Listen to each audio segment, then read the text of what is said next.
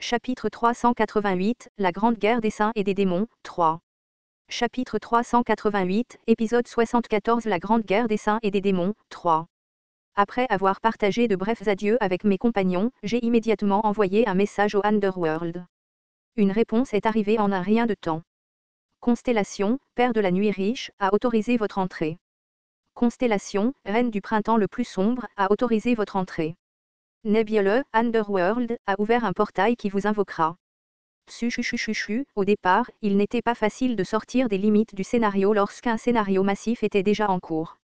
Cependant, les Underworld avaient volontairement dépensé une énorme quantité de probabilités pour moi. J'en étais vraiment reconnaissant. On pourrait m'appeler leur successeur, mais je ne leur ai même pas rendu une vraie visite pour leur dire bonjour après avoir reçu leur aide la dernière fois. Maintenant que j'y pensais, j'étais aussi un peu inquiet, et si la raison pour laquelle ils m'autorisaient à entrer sans problème était de me tabasser pour ne pas avoir visité les Underworld jusqu'à maintenant. Kim Dok-jia.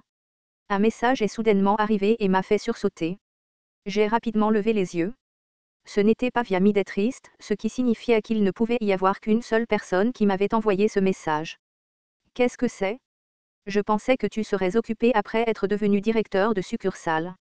Mais tu as encore assez de marge de manœuvre pour te soucier de ce qui se passe de ce côté aussi ? Non, je ne le suis pas. J'ai quand même pris le temps. Beyoncé, flottant dans les airs, grommela un peu en suçant du tabac en feuilles. Ce type. Il semblait fatigué de travailler trop après être devenu manager récemment. Il me regarda avec des yeux compliqués et laissa échapper un long soupir de ses lèvres. J'ai senti que les transmissions des chaînes environnantes étaient temporairement bloquées. Tu essaies de faire quelque chose de vraiment dangereux. Quand est-ce que je n'ai jamais fait ça ? C'est différent du passé. Cette fois, l'intégralité du Starstream prête attention à ce que tu fais. Je pense que j'ai entendu ça des centaines de fois maintenant. Si tu continues comme ça, tout le karma de probabilité que tu as accumulé jusqu'à présent va t'exploser au visage. Tu sais ce que ça veut dire, n'est-ce pas ? J'ai hoché la tête. J'ai clairement vu toutes les choses horribles qui se sont produites après que la probabilité tordue ait explosé dans la sélection du roi démon. Et honnêtement, j'avais souvent l'impression d'être debout sur une tour de Geng à laquelle il manquait pas mal de blocs ces derniers temps. Fais attention maintenant. Tu ne peux pas rester chanceux pour toujours. Même si tu es sous la protection des grands Dok Abyss ou des dieux extérieurs, sous la protection de qui ? Oublie ça. Je n'aurais rien dû dire. Beyoncé secoua la tête et répandit légèrement de la fumée dans l'air. Quand il le fit, les canaux gelés commencèrent à s'ouvrir une fois de plus avec la fumée de tabac comme centre. Reviens vivant. Ne meurs pas, est-ce quelque chose que tu devrais dire à un gars qui se dirige vers l'au-delà ? Il n'avait rien à dire, mais je savais que, très probablement, Beyoncé avait arrêté toutes les tentatives d'interférence venant du bureau. Il n'était qu'un misérable petit Dokaebi de rang inférieur la première fois que nous nous sommes rencontrés, mais maintenant, il était devenu assez grand pour m'aider de cette manière. En effet, il fallait d'abord vivre assez longtemps pour voir quelque chose comme ça. La transmission à travers l'espace-temps a commencé. Toute perception sensorielle semblait se séparer devant moi et lorsque j'ouvris à nouveau les yeux, les terres noircies et flétries de l'au-delà saluèrent ma présence. C'étaient les enfers. À l'origine, j'avais dû utiliser les services du batelier Charon et traverser la rivière en premier, mais cette fois-ci, cette étape avait été omise. J'ai marché sur les rives gravillonnées de la rivière asséchée et me suis dirigé vers le palais d'Hadès pendant un moment. Mais dès que j'ai mis les pieds dans le château extérieur, des dizaines de milliers de regards se sont posés sur moi comme s'ils attendaient mon arrivée. Des 3 juges des Underworld au nombre incalculable d'âmes, à en juger par la férocité de l'atmosphère générale, j'ai dû conclure que leurs regards n'étaient pas du tout amicaux. Les juges des Underworld ont découvert votre présence. Comme prévu, il y avait un autre but en m'invoquant ici, n'est-ce pas ? Chuchuchote. Émettant des statues qui pourraient transformer tout être vivant en coquilles flétries et momifiées, les 3 juges des Underworld se sont approchés de moi comme s'ils planaient dans les airs. Chaque juge était une constellation de niveau fable. J'ai rapidement saisi la foi incassable attachée à mes hanches.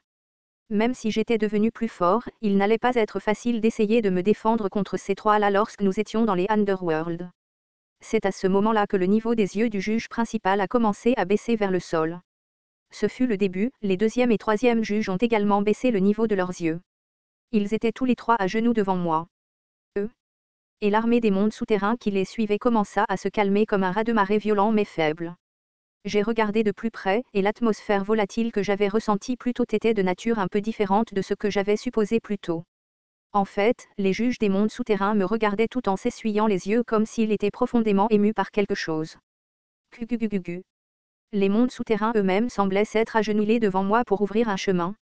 C'était le chemin qui menait au sanctuaire intérieur du palais. Jusqu'à présent, seules 2 constellations étaient autorisées à emprunter ce chemin. Nous vous souhaitons la bienvenue au royaume de la nuit, ô héritier des Underworld. Parallèlement à la déclaration du juge, un message système est apparu dans ma vue. Vous êtes actuellement le prince des Underworld. Astérisque. En me déplaçant à l'intérieur du palais, je n'ai pas pu m'empêcher de me sentir un peu étrange à l'intérieur. J'ai pensé que quelque chose comme ça pourrait se produire après être devenu le successeur des Underworld, mais malgré tout, vivre une ascension presque verticale de ma position a fait que l'intérieur de mon cerveau est devenu tout mou et pâteux. Je n'avais jamais été traité aussi chaleureusement de ma vie auparavant. En plus de cela, qu'est-ce qui se passait avec ce costume plutôt sombre et décoratif? Le personnage, Ricardo von Kexenix, vous demande si vous étiez aussi un prince. Le 4e prince de l'archipel de Kexenix, partageant la même vision que moi, a décidé de dire quelque chose. Alors que je réfléchissais à ma réponse, le juge qui m'étudiait attentivement décida de s'adresser à moi. Excusez-moi, Votre Majesté. Oui. Je voudrais m'excuser pour les faits de la dernière fois. Maintenant que j'y pense, cet Ajussi, c'était le même juge qui m'avait salué lorsque je suis entré dans le monde souterrain afin de récupérer l'âme de Shin Yu-seung. C'était lui qui buvait beaucoup de vin de serpent de Yamata no Orochi et m'aidait en secret. Quel était son modificateur déjà? Non, c'est bien. Les choses se sont bien passées à la fin, donc tout va bien. J'étais en fait reconnaissant à l'époque. Le juge baissa la tête comme s'il se sentait désolé et poussa les portes de la salle d'audience en grand. Le roi du monde souterrain vous attend. Je me tendis et traversai la porte avec les juges. Les statues inspirant confiance de la part de ceux qui gardaient mes côtés me faisaient cependant me sentir un peu bizarre à l'intérieur. Si je devenais le maître des Underworld, je pourrais commander des constellations comme eux. Fou. Je vois. C'est donc ce qui s'est passé? La voix de Perséphone venant de l'obscurité interrompit ma chaîne de pensée.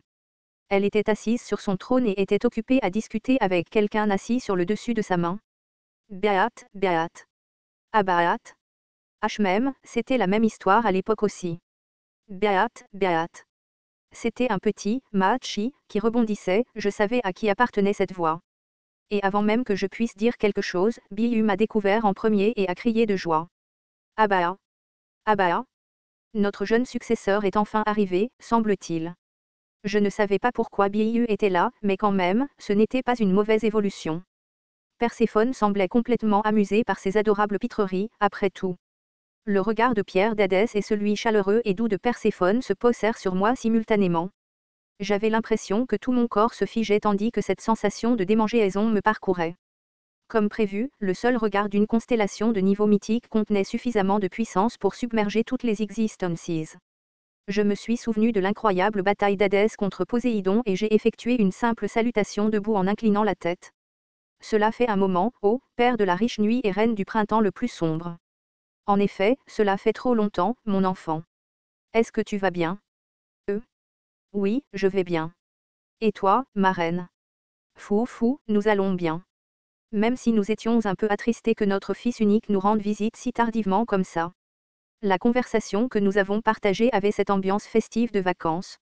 Comme je n'avais aucune expérience en la matière, je ne savais pas du tout comment poursuivre la conversation. Hadès, assis sur un trône spacieux, me regardait avec une expression que je ne pouvais toujours pas déchiffrer, tandis que Perséphone affichait un visage souriant tandis qu'elle continuait à me parler. La solitude due à ton absence a été comblée par notre plus jeune petite fille ici. Dire que je verrai une petite fille de Okaebi dans notre vieillesse. En effet, il faut d'abord vivre assez longtemps pour voir une telle chose. Elle a dû vraiment aimer que Biu continue de dire « Beat », Perséphone a doucement tapoté le petit Okaebi assis sur le dos de sa main. Bien que nous ayons un petit enfant, tu n'as toujours pas de partenaire, malheureusement. Quand est-ce que tu prévois de nous présenter à ton compagnon? Ah, ça, je dois encore y réfléchir. La question la plus importante que personne ne voulait entendre pendant les vacances m'est tout de suite venue à l'esprit. C'est à ce moment-là que les juges silencieux ont décidé de se manifester. D'après nos enquêtes, il y a plusieurs candidats potentiels, Votre Majesté. Oh, c'est vrai. Oui. Ces données ont été compilées après avoir enquêté sur le système de correspondance du destin d'Olympus Cupides à Rochotte et Elpues du Haut Venu. TL, Duo est apparemment une société de jumelage en Corée du Sud, spécialisée dans la recherche de partenaires de mariage. Je ne suis pas sûr d'avoir bien compris la référence, cependant. Juge, vous semblez avoir fait quelque chose de productif pour une fois. Non, attendez une minute. Pourquoi ces types ont-ils été appelés juges enquêtant sur ma vie privée? Malheureusement, un hologramme a flotté dans les airs sans que je puisse les arrêter. Tout d'abord, il s'agit de la candidate numéro 1. Ce qui est apparu était une certaine séquence. Dogjia a une vie de Dogjia à vivre, après tout. Une vie de Dogjia. Dogjia SSI, c'est une merveilleuse affirmation. Que? De toutes les séquences disponibles, pourquoi ont-ils dû aller faire ressortir une histoire aussi sombre? Le juge a parlé d'un ton composé?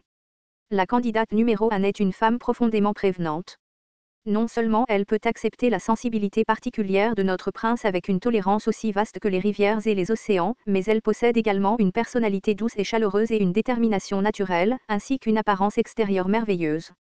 Honnêtement parlant, elle est peut-être même hors de portée de notre estimé prince, j'avais l'impression que plus je l'entendais parler, plus j'étais étourdi. La candidate numéro 2 est la suivante.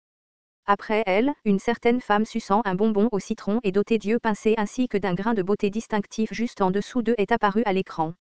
Imbécile. Pourquoi pleures-tu par une belle journée comme aujourd'hui? Je veux dire, il neige même aussi. Je promets de penser à un joli modificateur plus tard, d'accord. Le juge a formé un sourire satisfait en regardant les images et a continué son histoire.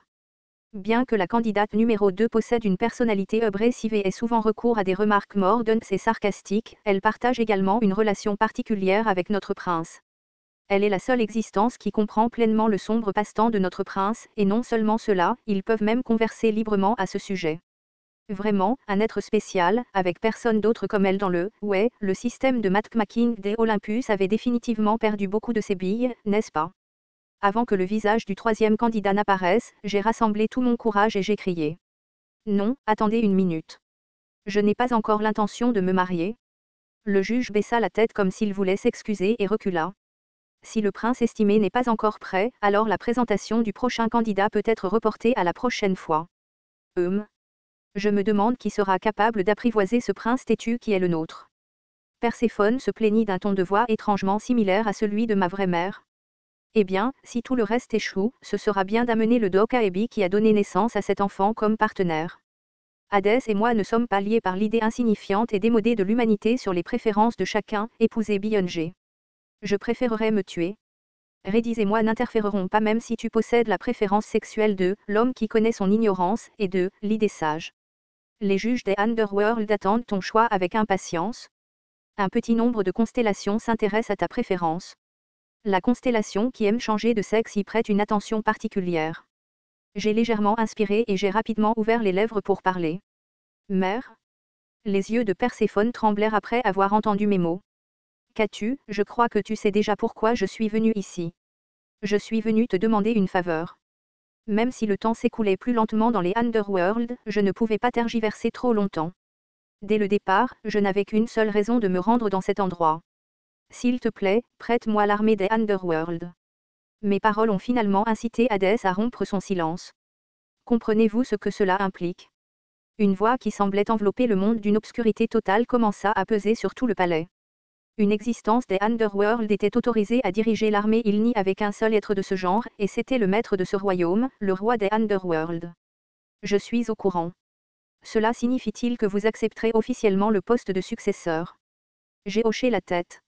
Si vous acceptez de devenir le roi des Underworld, alors une fois tous ces scénarios terminés, vous devrez rester ici pour diriger ce royaume.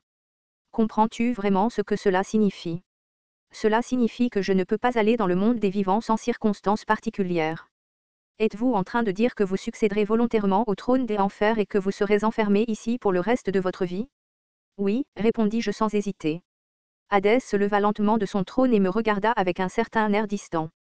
Même si je suis devenu beaucoup plus fort, combattre Hadès était toujours hors de question. Mon cœur avait l'impression qu'il allait exploser de nervosité, mais puisque je le faisais, je devais le voir jusqu'au bout. Le pouvoir des enfers était essentiel si je voulais gagner la grande guerre des saints et des démons, point. Je deviendrai le successeur officiel du trône des enfers. Épisode 74, Grande guerre des saints et des démons, 3, fin.